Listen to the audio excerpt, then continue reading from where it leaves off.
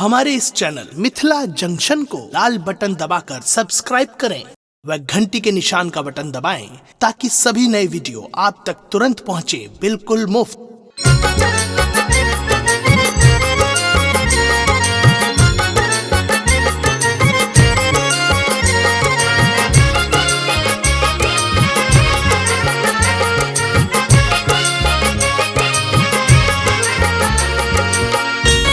अपने सुन रही थी गंगा कैसेट की प्रस्तुति।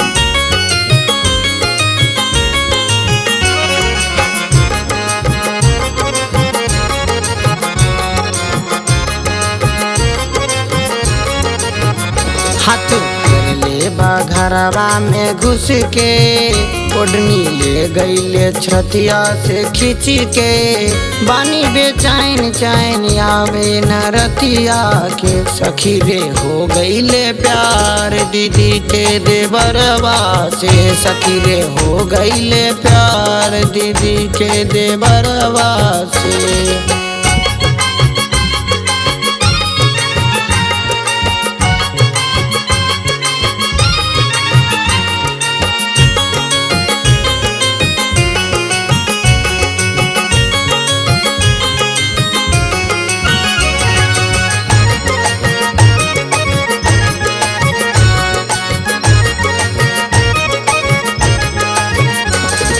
हमरे बहाने आवे दीदी से मिले देखेला हमरा तो लागेला हंसी।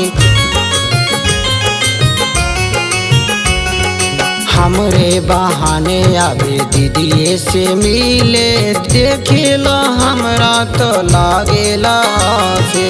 ओकर नजर रहे चोलिए के पीछे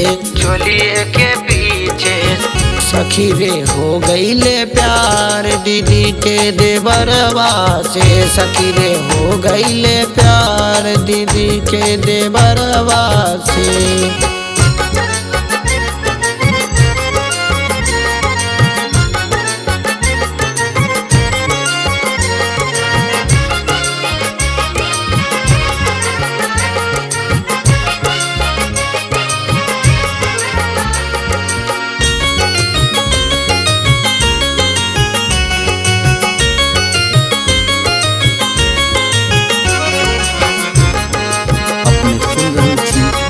गंगा कैसेट की प्रस्तुति।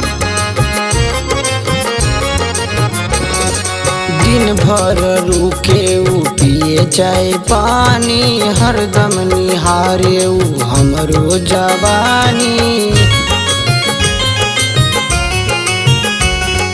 दिन भर रुके पिए चाय पानी हरदम निहारे हमरो जवानी।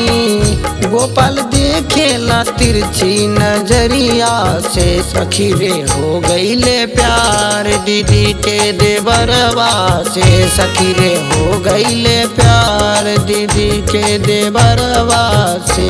हाथ फेर ले घरवा में घुस के ओढ़नी ले गईले छतिया से खींच के बानी बेचैन चैन आवे न रतिया के सखी रे हो गईले प्यार दीदी के देवरवा से सखी रे हो गईले प्यार दीदी के देवरवा से।